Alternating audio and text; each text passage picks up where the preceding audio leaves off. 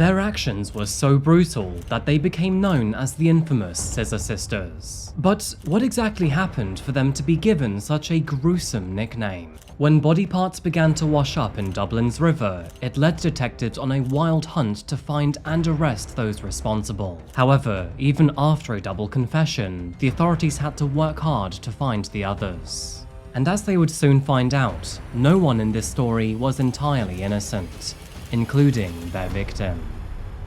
Welcome back to Coffeehouse Crime, folks. My name is Adrian, and today we're traveling to Ireland to look at the infamous case of the Scissor Sisters. You know, stories like this remind us that not all murder cases are black and white. Sometimes when you look at the details behind the tragic backstory, it makes you think twice or even change your mind. By the way, I post true crime and dark stories like this every single week, so please subscribe if you'd like to see more. And now, with that said, please grab yourself a coffee and let's caffeinate while we investigate. This is the case of the Scissor Sisters.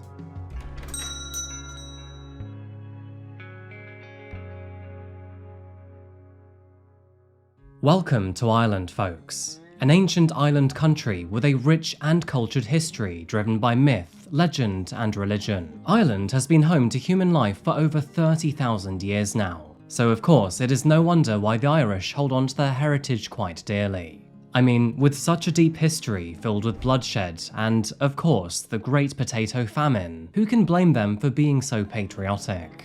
It's a country which is steeped in Celtic and Gaelic roots, with jaw-dropping beauty that is hard not to appreciate. As for its people, the Irish are a very friendly bunch, and having recently been there myself, I can strongly agree. As many of you will know, Ireland is well known for its famous pub culture and, of course, its signature beer, Guinness. That is, if you can appreciate drinking the equivalent of a liquid loaf of bread. By the way, have any of you tried a Gonster before? Mix Guinness with Monster Energy and apparently you get this.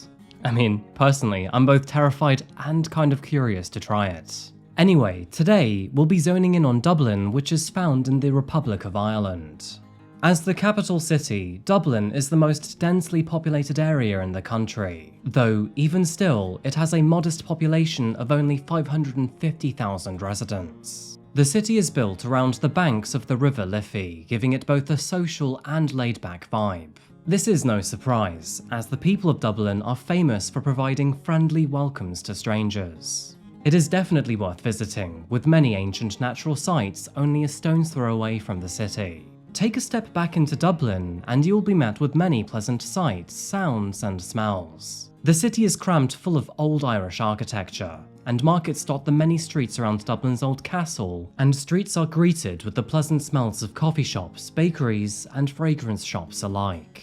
It's just a shame that they can be so darn expensive. And momentarily speaking, that's where Scentbird comes in. Scentbird is a monthly scent subscription service that saves you money and deepens your ability to find fragrance that's best for you. Now, this is just my own personal opinion here, but fragrances are an excellent way to express your personality, boost your confidence, and feel more attractive. In fact, did you know that a recent poll revealed that 85% of people believe that their fragrance is important to their own personal identity? With Scentbird, you can experiment and change your fragrance every single month. Select a scent of your choice and you'll receive a 30-day supply in a travel-sized vial, which is perfect for those on the go or who want to try something new every once in a while. Scentbird offers an incredible range of more than 700 fragrances, including popular brands like Prada and Versace, and more bespoke labels like Parfums de Marly and Roger.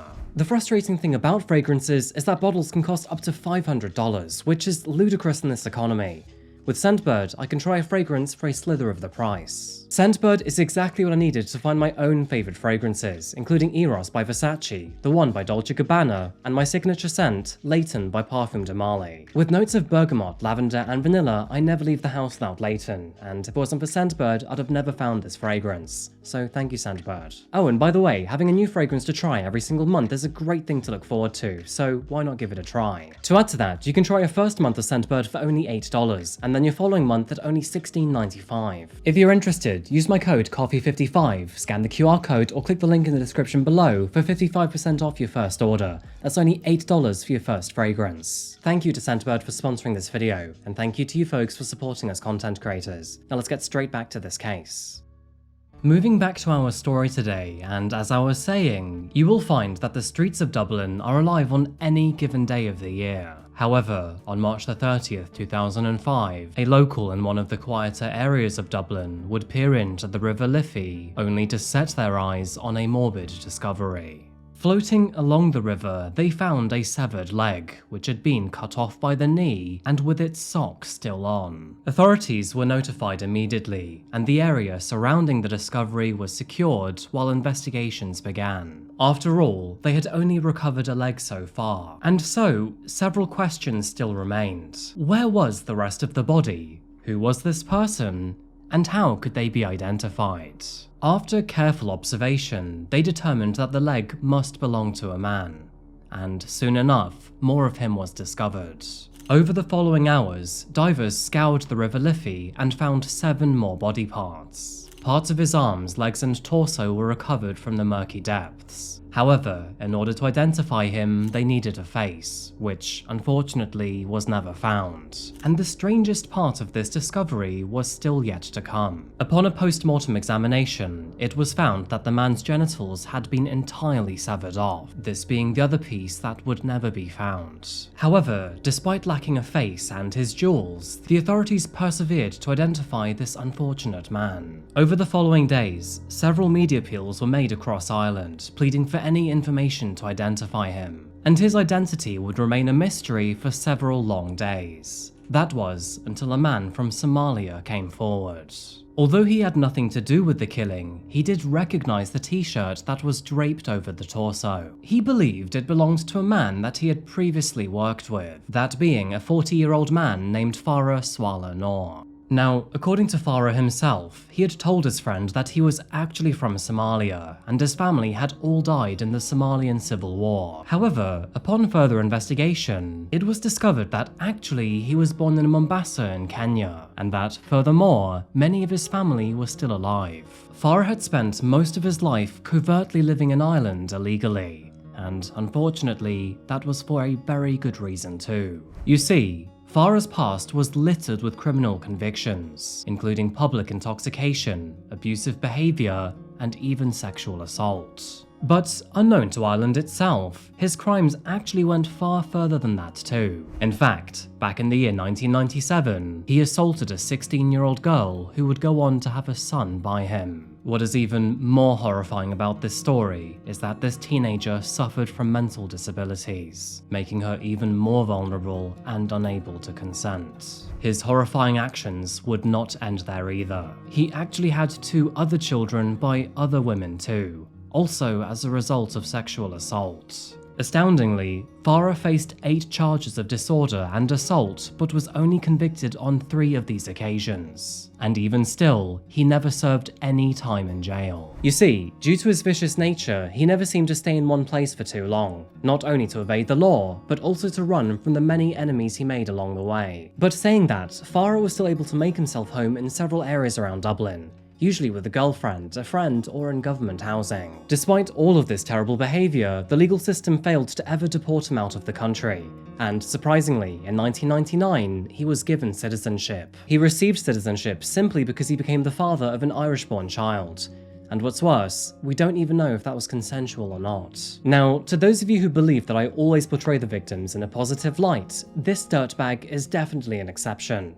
Because in March of 2005, this guy was found chopped up in the River Liffey. And so, after years of being in a police station for all of the wrong reasons, he was now the one that police would have to retribute.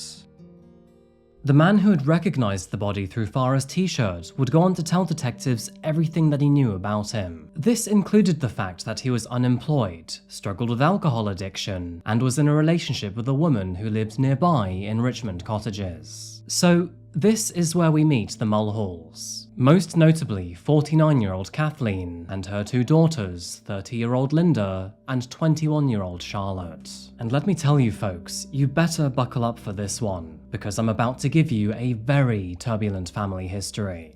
Soon enough, detectives learned that Kathleen had been in a relationship with Farah for 3 years since 2002. Before Farah, she was married to another man named John Mulhall, where they settled in Kilclare Gardens, a short drive from Dublin. Before their divorce, they raised a family of 3 boys and 3 girls between them, and sadly, their upbringing was well known to be both troubled and tumultuous. The Mulhalls were part of the Irish travelling community, which are nomadic indigenous people of Ireland. This meant that they often moved around the country, which, as you will likely imagine, never provided a solid and stable upbringing for their children. And unfortunately, they also lacked adequate education, which is typically found in the Irish school system. However, that was not the only issue here, because, as it turns out, their parents had a terrible relationship, mostly because John was both mentally and physically abusive to his wife. No surprise, this ultimately would lead to their divorce in the year 2002, though by then their 6 children were all adults and had started their own families. Saying that, the family stayed quite close, as is relatively common in the travelling community, and all siblings would look out for each other whenever they needed it. Now, Kathleen's 2 daughters, Linda and Charlotte, were absolutely inseparable. Linda, who was now 30 years old, had left school early and struggled to find a job that would take her, and so, as a result, she was still unemployed. And although she would go on to have 4 children of her own, the father was not in the picture. Instead, they had a stepfather named Wayne, who unfortunately was also severely abusive towards Linda and her children. Unfortunately, things escalated so severely that he would routinely beat them with a metal pipe, leading all 4 children to being placed in social care. And as a result, Wayne would go on to serve a 7-year sentence in prison. Following this very devastating experience, Linda turned to alcohol to help cope with her grief, which, as you can imagine, would only make things worse not just for her, but everyone around her too. She also had a heroin addiction, which made her life all the more unhealthier and riddled with debt. Her younger sister, Charlotte, seemed to suffer from very similar issues, including both drug and alcohol abuse.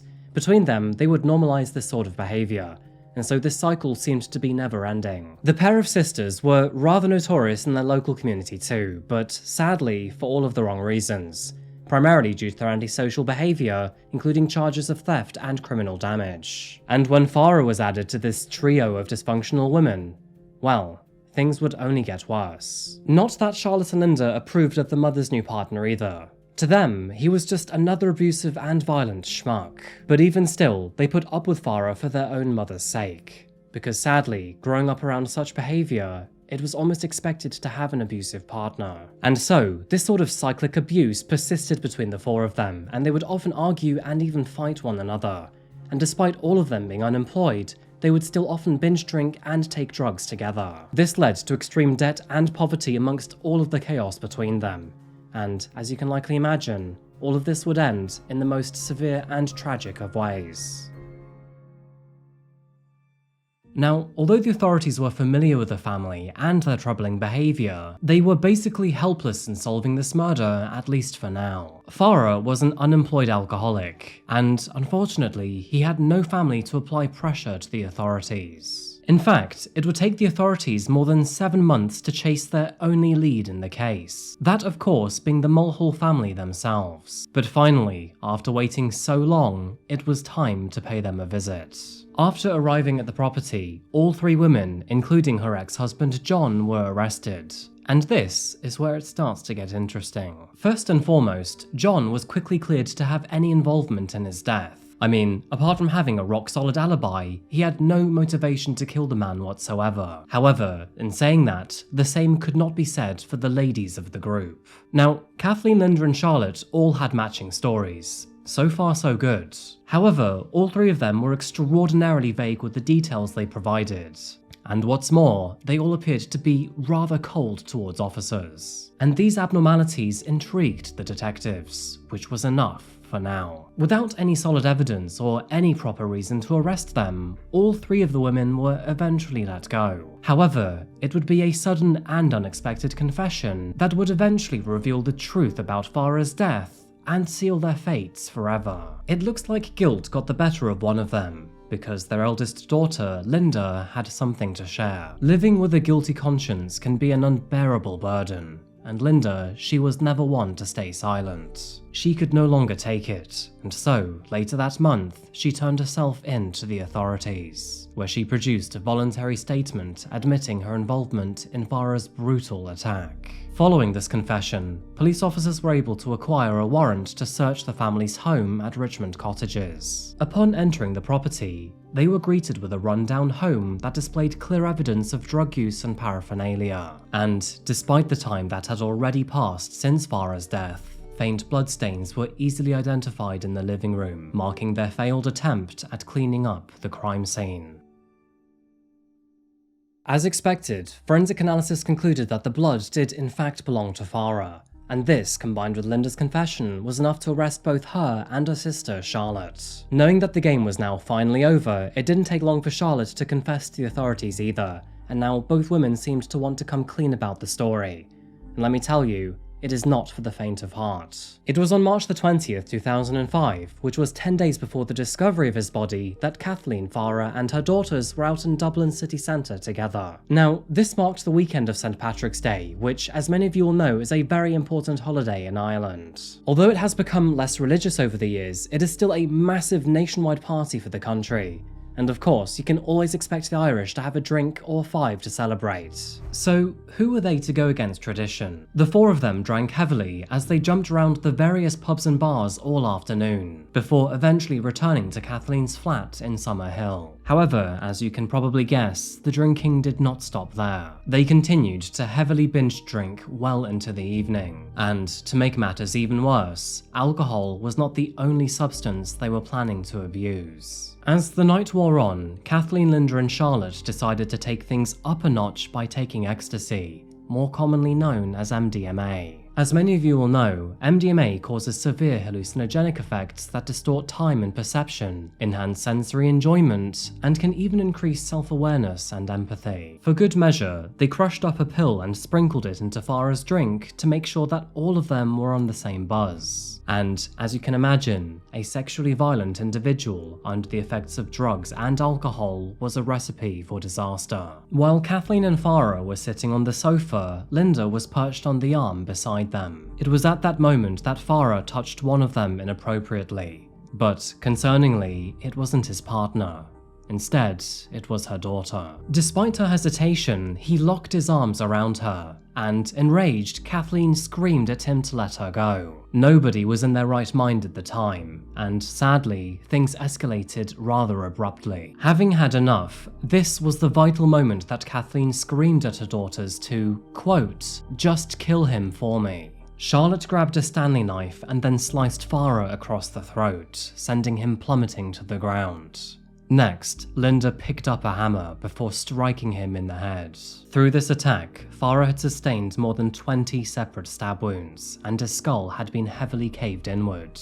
As a result, he was rendered almost entirely unrecognizable. The sisters then dragged his body into the bathroom, where they began to slowly dismember him with a Stanley knife and a kitchen knife. His head, limbs, and manhood were then separated from his torso.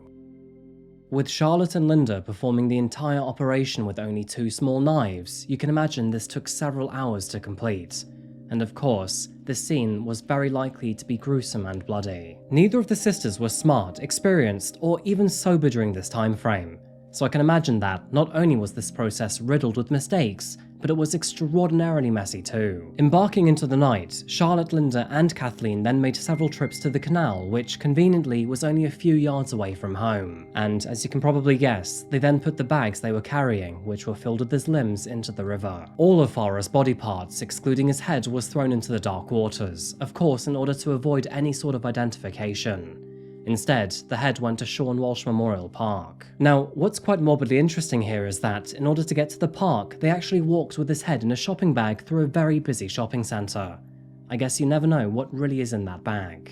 While at the park, Charlotte dug a hole in the ground with a knife before throwing the head in and burying it. Now, honestly, I have no idea what her obsession is with doing everything with the knife. but each to their own, I suppose. After that, Kathleen then took the knives and hammer and threw it into a nearby pond to scatter the evidence. Linda then returned a few days later, digging up the head before using her son's school bag to transfer it to another location, where she then further smashed up the head into more pieces and buried it once again. And despite their sloppy efforts, this would remain hidden until Linda's confession a few weeks later. Now, despite Charlotte and Linda both peacefully accepting their arrest, their mother, on the other hand, was nowhere to be found. In fact, upon hearing the news, she fled the country immediately. As a result, the authorities would soon learn that she had run away to England, sparking the beginning of a national manhunt. Being an Irish traveller, Kathleen was accustomed to a rather nomadic lifestyle, and so it wasn't hard for her to move around frequently without any official documentation, thus making it extremely difficult for the authorities to track her down. And sadly, she wasn't the only parent to leave the sisters behind.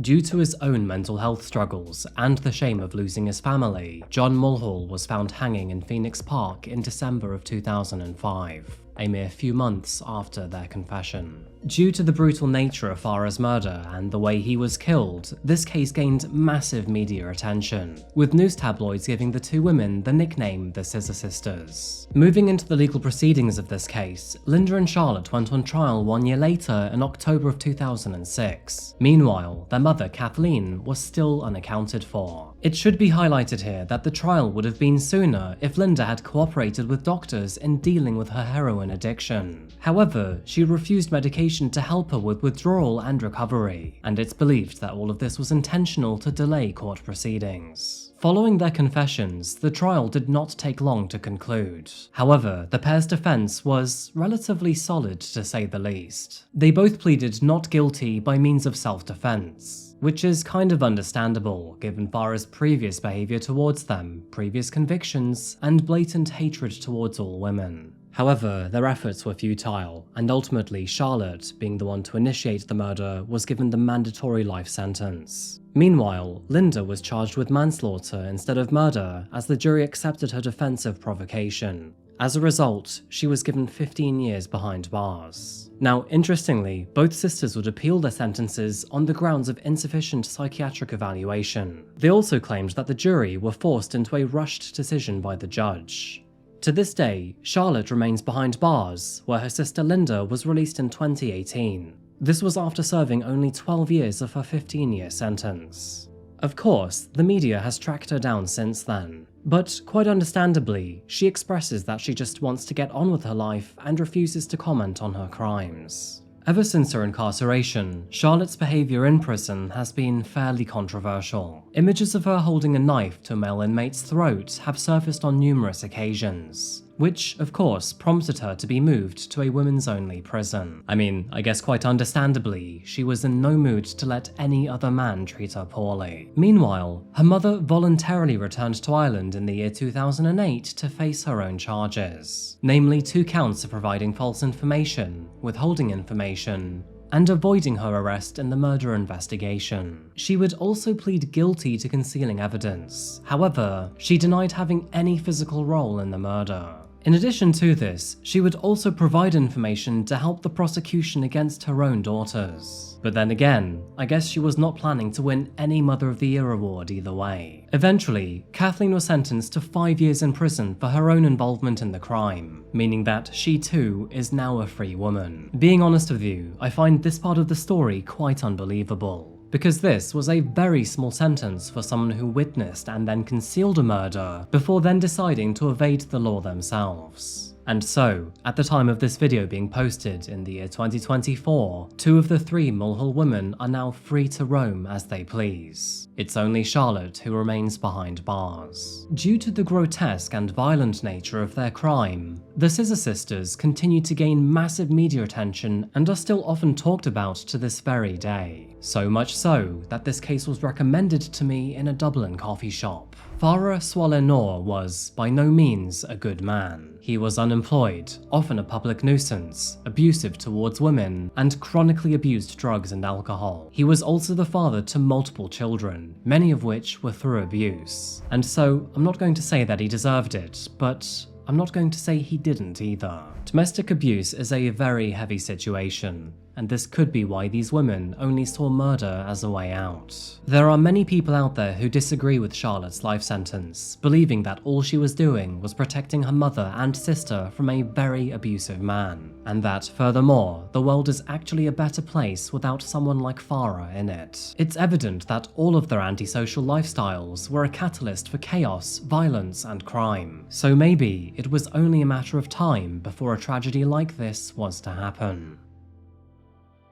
These four people had an extraordinarily chaotic and turbulent life between them, and so, unfortunately, it is quite easy to see why and how something so tragic could happen. On that note, what do you think about this case? Do you think it's simply murder, or was this more an act of self-defense?